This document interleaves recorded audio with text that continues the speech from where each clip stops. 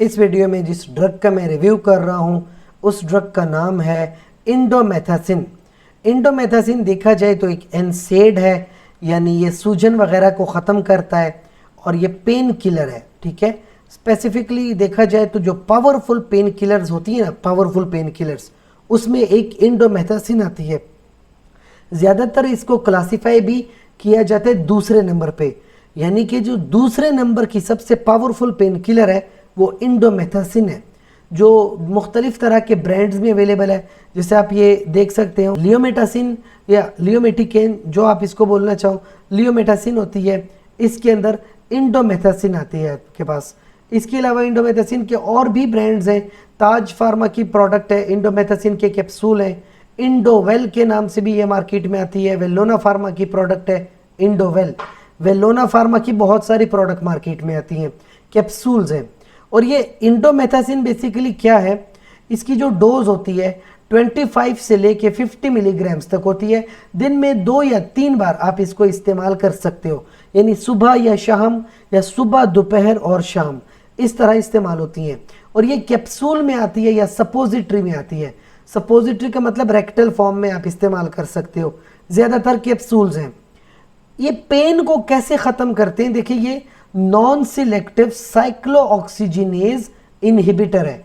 ये क्या है साइक्लोऑक्सीजिनेज? ये एक तरह का इंजाइम होता है।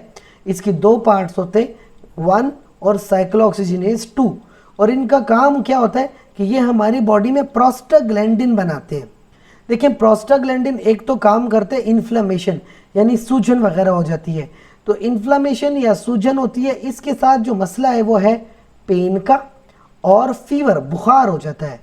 अब देखें, पेन और फीवर हमें तो तकलीफ देता है, लेकिन पेन और फीवर एक अलामत है कि आपके बॉडी में कहीं ना कहीं कोई प्रॉब्लम है जिसको आपने सॉल्व करना है।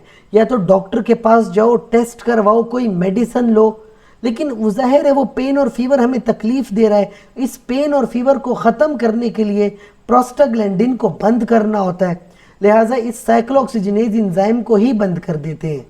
इंडोमेथासिन ये एंजाइम ही बंद कर देता है कि आपको सूजन ना हो, पेन और फीवर ना हो। तो इसको इस्तेमाल हो सकता है गाउट में।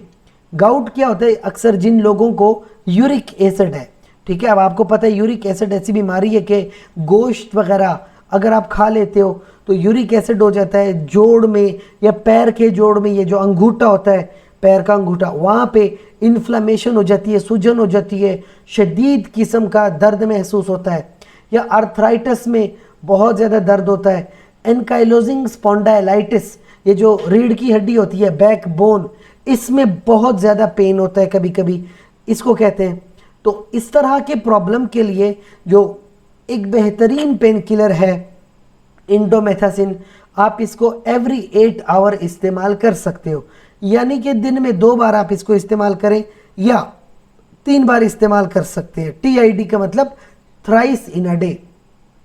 कॉन्ट्राइंडिकेशंस कुछ याद रखें। पेप्टिक अल्सर, कि अगर किसी के मैदे में ज़ख़म वगैरह बना हुआ है, तो ज़ख़म वगैरह बना हुआ है उसके लिए प्रोस्टाग्लैंडिन चाहिए होते हैं, तो फिर आप ये मेडिसिन इस्तेमाल नहीं करते। एपिलेप्सी हो तब भी आप ये मेडिसिन यूज़ नहीं करेंगे।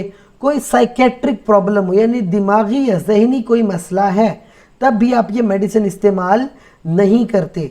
और ज़्यादातर शायद फार्मेसी वाला आपको ये मेडिसिन ना दे, प्रेस्क्रिप्शन के बगैर इस तरह की मेडिसिन अक्सर फार्मेसी वाले नहीं देते, प्रेस्क्रिप्शन रिक्वायर्ड होती है।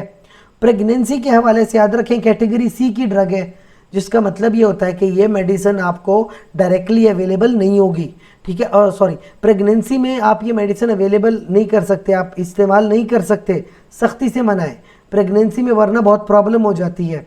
बाकी थोड़ा बहुत GIT का अपसेट हो जाता है, सर दर्द वगैरह अगर किसी को हो जाए, और इसके CNS इफेक्ट हैं, डायरेक्टली ब्रेन में जाती है, उसकी वजह से कन्फ्यूजन और ड्राउजीनेस होती है। तब भी कि अगर कोई ब्रेन का प्रॉब्लम है तो आप ये मेडिसिन इस्तेमाल नहीं करते। बहरहाल अगर आपको इस तरह का कोई मसला है और इंडोमेथासिन प्रेस्क्राइब हुई है, तो मैंने आपको बताया है कि ये काम किस तरह से करती है, और दिन में 2 या 3 बार आप ये मेडिसिन इस्तेमाल कर सकते हो। फिर भी आपका कोई क्वेश्चन हो तो आप कमेंट्स सेक्शन में पूछ सकते हैं। शुक्रिया।